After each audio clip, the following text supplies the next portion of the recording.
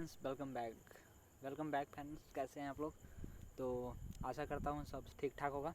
और आज से हम लोग एक नया सीरीज़ स्टार्ट करने वाला है जिसका नाम है most expected questions for electronics towards the point of view of BTech third semester examination. जो भी एक ही एग्जामिनेशन लेगा थर्ड सेमेस्टर का, उसका एक तरीक़ा से ऐसे बोल सकते हैं आप लोग कि जो भी क्वेश्चन बैंक होता है उसमें से जो क्वेश्चन है, क्वेश्चन को सिलेक्ट किया हूँ और क्वेश्चन को सिलेक्ट करके यहाँ पे उसका आंसर लिख के मैं लेके आया हूँ।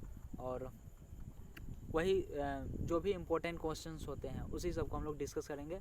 एंड इसमें थ्योरी एंड प्लस न्यूमेरिकल दोनों को एक साथ ही डिस्कस करेंगे।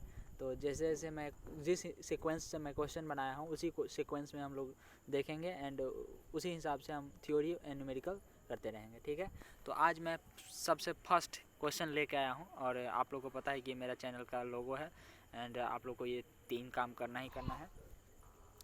थोड़ा सपोर्ट कीजिए 3 काम करके ये चीज़। एंड इसके अलावा टेलीग्राम चैनल पे ये सारा डॉक्यूमेंट सारा चीज़ अपलोडेड है, वहाँ से जाकर आप लोग डाउनलोड भी कर सकते हैं।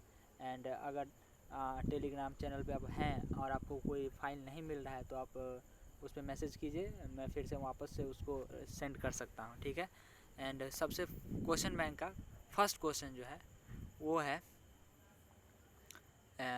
जो हमारा यूनिट फर्स्ट है सेमीकंडक्टर एंड इट्स एप्लीकेशन से। तो semiconductor device and its application first unit जो है उससे हमारा फर्स्ट क्वेश्चन है explain conductor, insulator and semiconductor with the help of energy band diagram. ये क्वेश्चन फर्स्ट क्वेश्चन में मैं रखा हूँ। तो सबसे पहले हम लोग को एक चीज़ पता है, इंसुलेटर क्या होता है।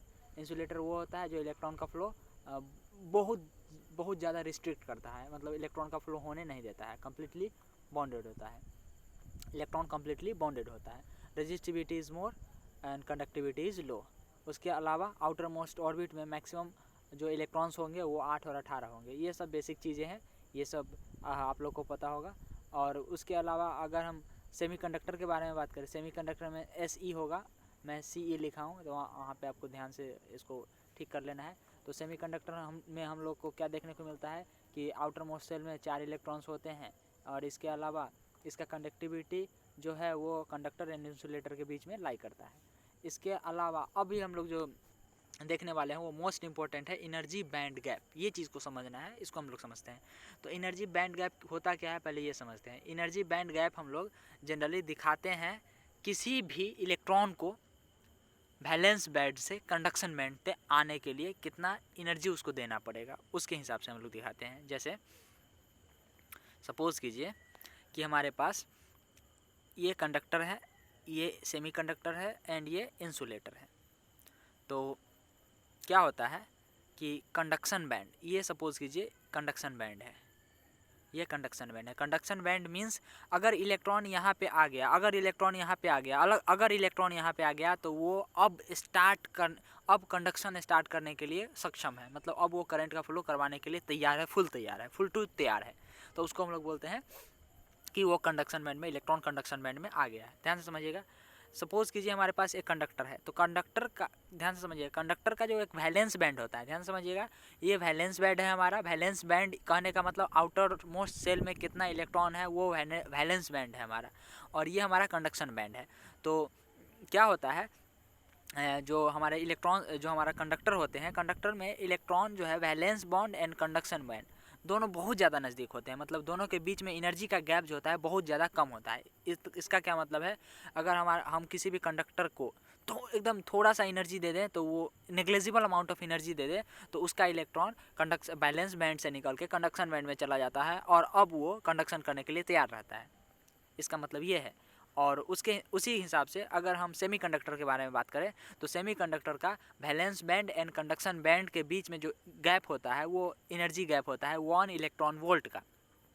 हम लोग एनर्जी गैप को दिखाते हैं इलेक्ट्रॉन वोल्ट से, 1 इलेक्ट्रॉन वोल्ट का। ध्यान समझिएगा।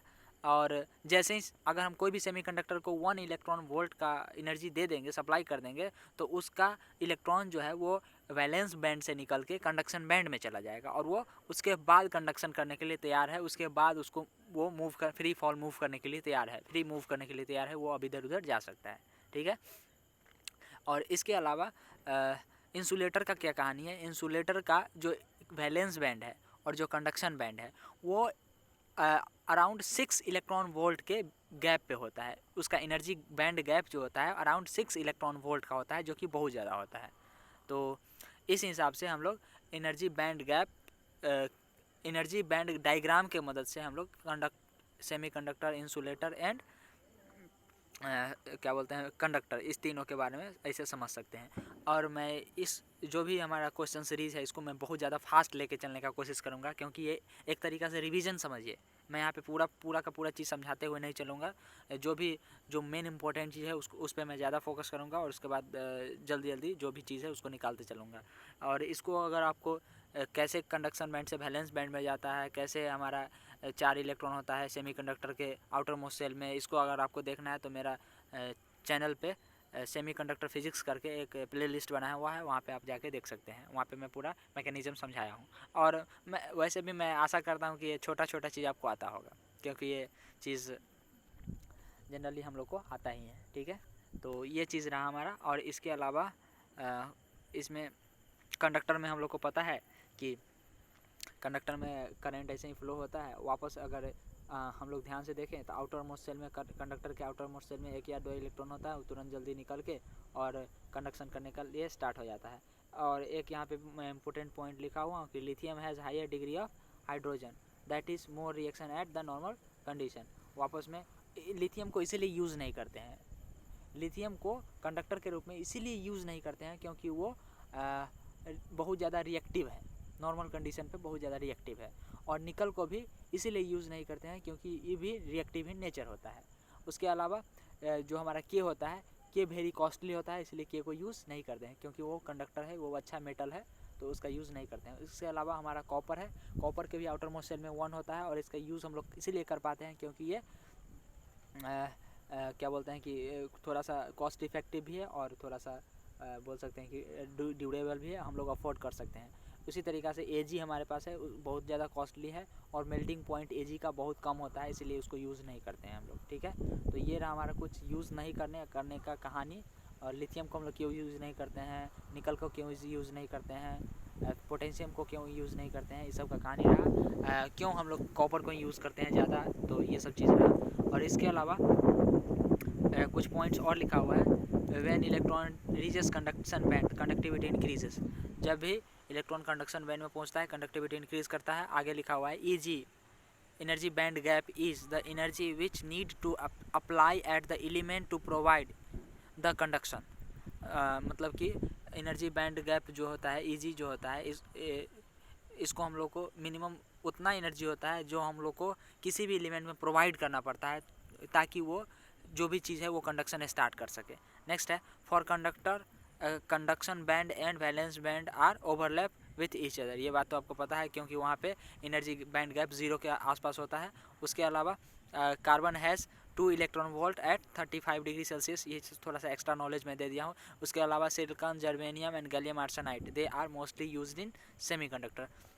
Silicon, germanium and gallium arsenide mostly use semiconductor होता है। ठीक है, और इसके अलावा मैं यहाँ पे एक चार्ट दिया हूँ कि सिलिकॉन अगर हमारे पास है, जर्मेनियम है, गैलियम आर्सेनाइड है और टेम्परेचर 0 केल्विन है, तो वहाँ पे हमको इलेक्ट्रॉन वोल्ट के एनर्जी बैंड गैप को वैलेंस बैंड से इलेक्ट्रॉन को निकाल के कंडक्शन बैंड में पहुँचाने के लिए कितना इलेक्ट्रॉन वोल्ट का ज़रूरी होता है, उसको मैं लिखा हूँ 1.21 for silicon and 0.78 for germanium and 1.58 for gallium arsenide. वापस अगर हम इसको 300 केल्विन पे देखें, मतलब रूम टेम्परेचर पे देखें, तो सिलिकॉन को 1.1 देना पड़ता है, गैलियम आर्सेनाइड को 0.72 एंड हमारे पास जो जर्मेनियम को 0.72 एंड गैलियम आर्सेनाइड को 1.5 इलेक्ट्रॉन वोल्ट। ये सारा इलेक्ट्रॉन वोल्ट में है। ठीक है, तो यहाँ से हम इस वैल्यू से कंपैरिजन करके हम एक चीज़ देख सकते हैं कि जैसे जैसे टेम्परेचर बढ़ेगा एनर्जी बैंड गैप डिक्रीज़ होगा, एनर्जी बैंड गैप डिक्रीज़ होगा। एक डाई इलेक्ट्रिक कांस्टेंट होता है, डाई इलेक्ट्रिक कांस्टेंट करके, इसका वैल्यू जो होता है वो 11.7, 16 एंड 12.12 ये कुछ होता है डाई इलेक्ट्रिक कांस्टेंट। इसका वैल्यू यहाँ पे मैं एक्स्ट्रा मेंशन कर दिया हूँ, इसके बारे में हम लोग को ज़्यादा वरी होने का ज़रूरत नहीं है, ये एक्स्ट्रा नॉलेज है। और यहाँ तक आई होप ये क्वेश्चन का आंसर मिल गया होगा। ये क्वेश्चन जो हमारा फर्स्ट क्वेश्चन था हमारा फर्स्ट क्वेश्चन का आंसर मिल गया होगा कि explain the conductor, insulator and semi conductor with the help of energy band diagram. तो एनर्जी बैंड डायग्राम बना देना है। और पहले हम लोग को insulator, conductor and semi conductor के बारे में थोड़ा बहुत लिख देना है। उसके बाद एनर्जी बैंड डायग्राम से के मदद से समझा देना है। उसके अलावा कुछ न्यूमेरिकल वैल्यू, कुछ एक्सपेरिमेंटल वैल्यू को वहाँ पे पुट कर देना है। हमारा आंसर कंप्लीट हो जाएगा। Thank you.